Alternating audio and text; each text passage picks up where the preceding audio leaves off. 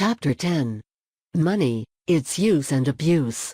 Not for to hide it in a hedge, nor for a train attendant, but for the glorious privilege of being independent. Burns. Neither a borrower nor a lender be, for loan oft loses both itself and friend. And borrowing dulls the edge of husbandry. Shakespeare.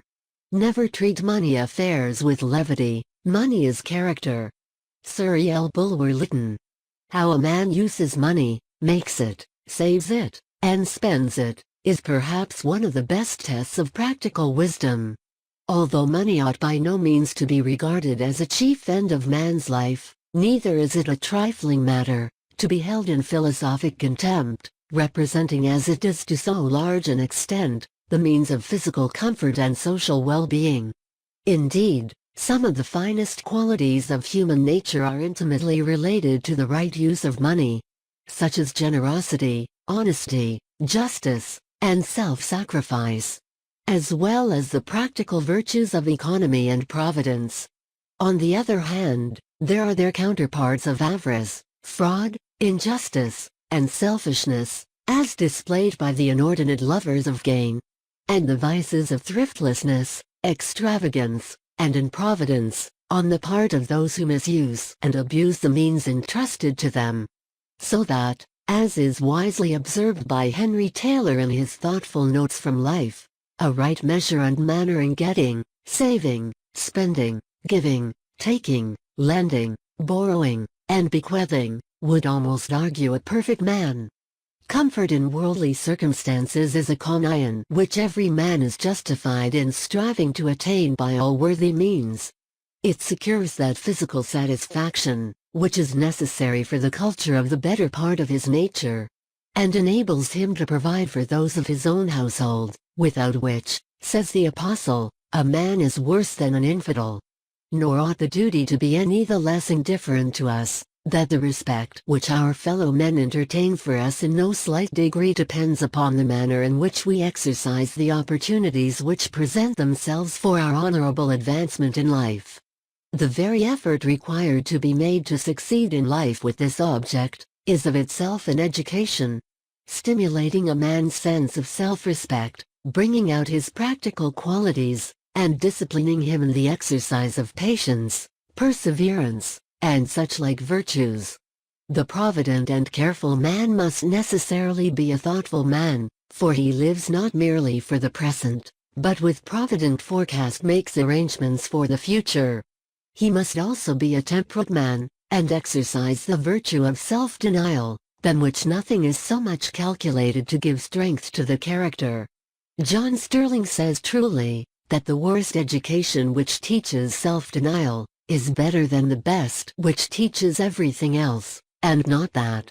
The Romans rightly employed the same word virtus to designate courage, which is in a physical sense what the other is in a moral.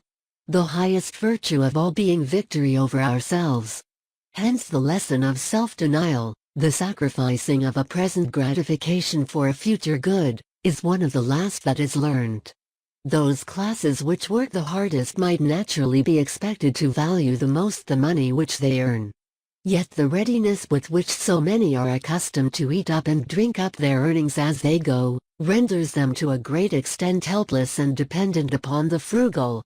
There are large numbers of persons among us who, though enjoying sufficient means of comfort and independence, are often found to be barely a day's march ahead of actual want when a time of pressure occurs, and hence a great cause of social helplessness and suffering.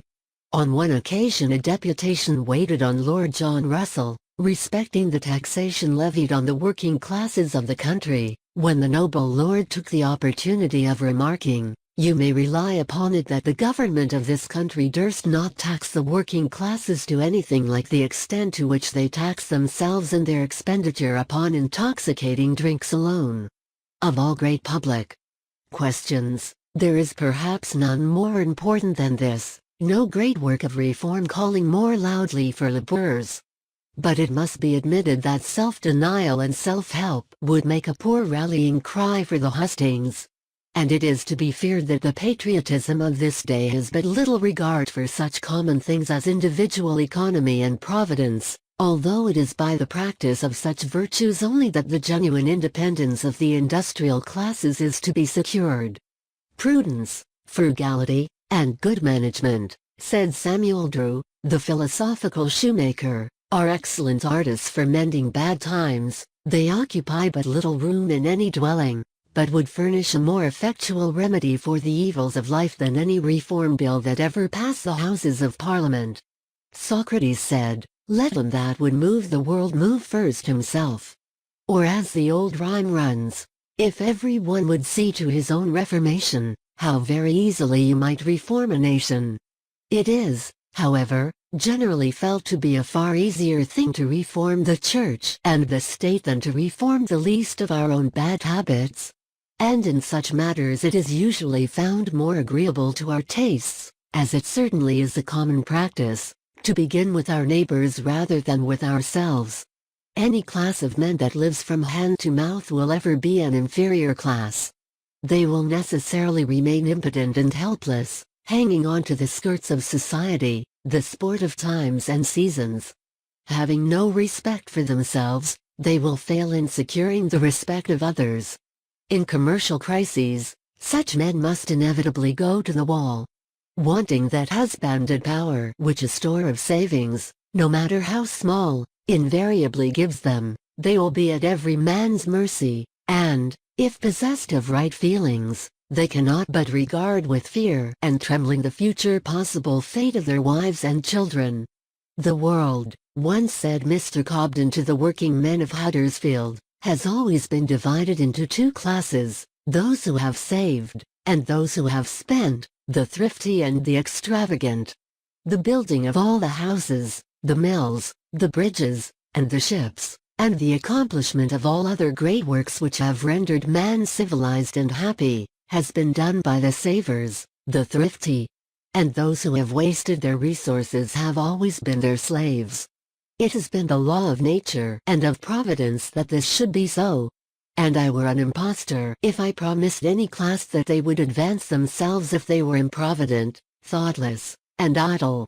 Equally sound was the advice given by Mr. Bright to an assembly of working men at Rockdale, in 1847, when, after expressing his belief that, so far as honesty was concerned, it was to be found in pretty equal amount among all classes, he used the following words, "There is only one way that is safe for any man, or any number of men, by which they can maintain their present position if it be a good one, or raise themselves above it if it be a bad one, that is, by the practice of the virtues of industry, frugality, temperance, and honesty. There is no royal road by which men can raise themselves from a position which they feel to be uncomfortable and unsatisfactory, as regards their mental or physical condition, except by the practice of those virtues by which they find numbers amongst them are continually advancing and bettering themselves. There is no reason why the condition of the average workman should not be a useful, honorable, respectable, and happy one. The whole body of the working classes might, with few exceptions, be as frugal, virtuous, well-informed, and well-conditioned as many individuals of the same class have already made themselves. What some men are, all without difficulty might be.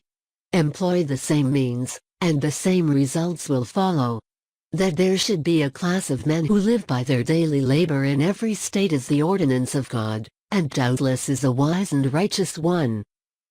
But that this class should be otherwise than frugal, contented, intelligent, and happy, is not the design of Providence, but springs solely from the weakness, self-indulgence, and perverseness of man himself. The healthy spirit of self-help created amongst working people would more than any other measure serve to raise them as a class, and this, not by pulling down others, but by leveling them up to a higher and still advancing standard of religion, intelligence, and virtue. All moral philosophy, says Montaigne, is as applicable to a common and private life as to the most splendid.